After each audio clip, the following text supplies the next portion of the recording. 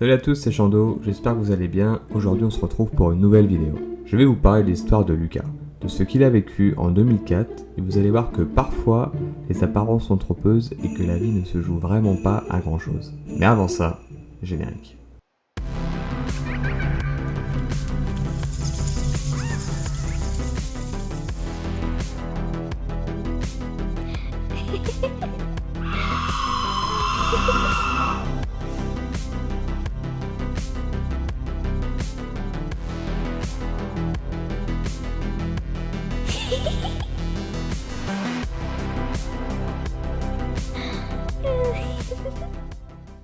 Donc cette histoire se déroule en 2004.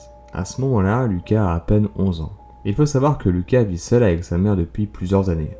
En effet, ses parents sont divorcés depuis qu'il est très jeune. Il a donc pour habitude de passer la plus grande partie de son temps avec sa mère. Ils regardent des films, des dessins animés et des séries ensemble. Mais il est temps maintenant que je vous parle un peu plus de la mère de Lucas, qui est une des actrices principales de cette histoire. La mère de Lucas est conseillère juridique dans un cabinet d'avocats. Lucas précise qu'elle a un poste extrêmement important dans l'entreprise. Il arrive donc parfois qu'elle doit se rendre sur son lieu de travail à des heures extrêmement tardives. Il est donc pas rare que parfois elle doit se rendre sur son lieu de travail après 19h ou pendant la nuit. C'est là que notre histoire commence.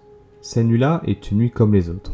Rien d'étrange, tout est banal, rien ne se passe. Lucas et sa mère sont dans le salon et regardent tranquillement la télé. Quand le téléphone de la mère de Lucas se met à sonner, au bout du fil, c'est son patron qui lui demande impérativement de rentrer au bureau pour remplir un dossier.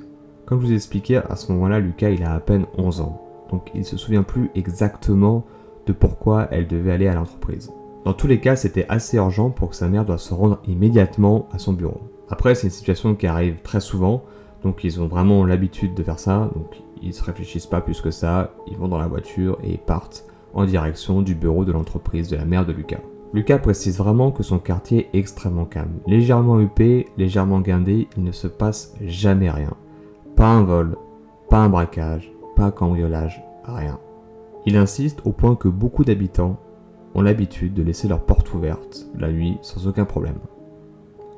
Enfin, quand je dis porte ouverte, c'est... Voilà, ils ferment juste pas la clé, ils vont pas laisser les portes ouvertes, les fenêtres ouvertes, YOLO quoi. Lucas précise que vu qu'il a 11 ans à ce moment-là, et qu'ils font souvent ce genre de déplacement, à chaque fois, il a pour habitude de se mettre sur la banquette arrière. En effet, le fait d'être sur la banquette arrière lui permet juste de se reposer à chaque fois qu'il prenne la voiture pour aller au bureau de sa mère, c'est-à-dire relativement souvent. Au moment d'arriver sur le parking, Lucas remarque à travers le rétroviseur que sa mère a un visage inquiet. Encore plus parce qu'elle ne sort pas de la voiture à ce moment-là. Lucas demande donc à sa mère « Qu'est-ce qui se passe ? Pourquoi on sort pas ?» Sa mère lui dira qu'au moment où ils sont arrivés sur le parking, un homme est sorti du bâtiment et est rentré dans sa voiture et il n'y est pas ressorti. En soi, à ce moment-là, vous m'accorderez que bon, il n'y a rien de bien spécial. C'est sûrement pas la seule personne qui travaille de nuit ou qui fait des heures supplémentaires ou qui doit se rendre à son travail un peu plus tard. En plus de ça, ça peut très bien être quelqu'un qui s'occupe du nettoyage ou de la maintenance du bâtiment. C'est un bâtiment où il y a beaucoup d'entreprises, donc il n'y a rien de vraiment alarmant à ça. Mais ne jamais sous-estimer l'instinct féminin. Après avoir patienté plusieurs minutes, il se décide enfin à sortir de la voiture. Lucas et sa mère vont donc se diriger rapidement vers le bâtiment, rentrer dedans et appeler l'ascenseur. Pendant que Lucas et sa mère attendent l'ascenseur, sa mère se rend compte que derrière eux se trouve l'homme à la voiture. À ce moment-là, je ne sais pas si c'est l'instinct féminin ou l'instinct de survie ou juste l'instinct maternel, mais sa mère se rend compte qu'il y a quelque chose qui ne va vraiment pas avec cet individu. L'homme a l'air étrange, ailleurs, il a les yeux injectés de sang, il y a vraiment quelque chose de louche qui se dégage de cette personne.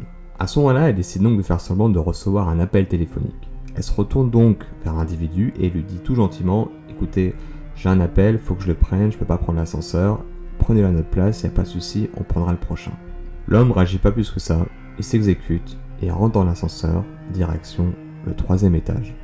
Mais avant que les portes de l'ascenseur se ferment, Lucas remarquera un détail plus que troublant chez cette personne. En effet, l'homme semble avoir dans sa poche un objet brillant, un objet scintillant, assez volumineux. À ce moment-là, Lucas se dira que c'est peut-être un portefeuille, des clés, un stylo, ou juste tout simplement un téléphone. Aussitôt les portes de l'ascenseur fermées, la mère de Lucas saisit Lucas par la main et se rue dans les couloirs, rentre dans la cage d'escalier, grimpe les marches 2 à 2, se dirige vers le 2e étage et se rue vers son bureau. À ce moment-là, Lucas se souvient pas exactement combien de temps il se passe dans le bureau, peut-être 5, 10, 15 minutes. Dans tous les cas, il sait que sa mère est allée faire son travail, ou du moins ce pourquoi ils étaient venus. Lui, il a rien fait de spécial, il s'est juste posé et attendu. Dans tous les cas, au bout de 10-15 minutes, les deux sortent du bureau, se précipitent une nouvelle fois dans la cage d'escalier et sortent le plus rapidement possible du bâtiment et vont dans la voiture et décident de partir. Malheureusement, si vous regardez cette vidéo, vous vous doutez bien que l'histoire ne s'arrête pas là. Maintenant, je vais vous raconter l'histoire du point de vue de l'homme à la voiture. Cet homme est un homme marié, qui est en phase de divorce. En effet, sa femme demande depuis plusieurs mois, voire plusieurs années, le divorce. Mais l'homme essaye par tous les moyens de refuser le divorce. Mais au bout de la procédure, il n'a pas le choix de faire appel à un médiateur. Pour faire simple, un médiateur, c'est une personne qui intervient en cas de divorce et qui s'occupe de certaines démarches juridiques. Par exemple, de la garde des enfants ou alors du montant de la pension alimentaire.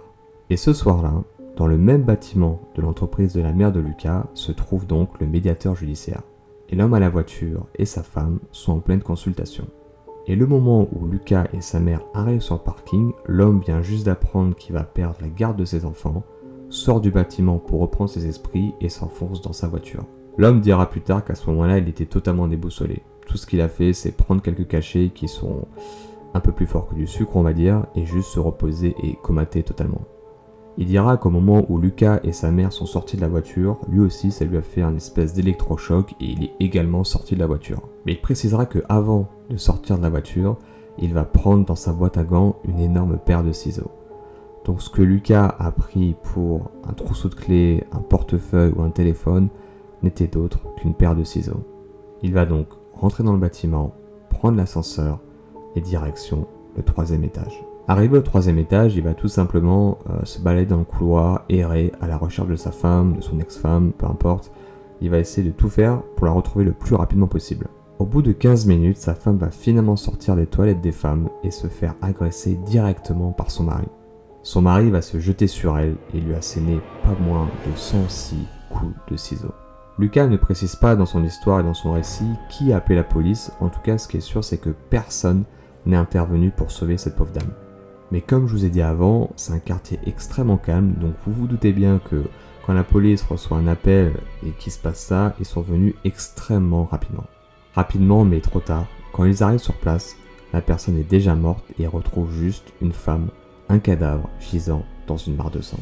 L'homme, bien évidemment, sera retrouvé, arrêté et condamné.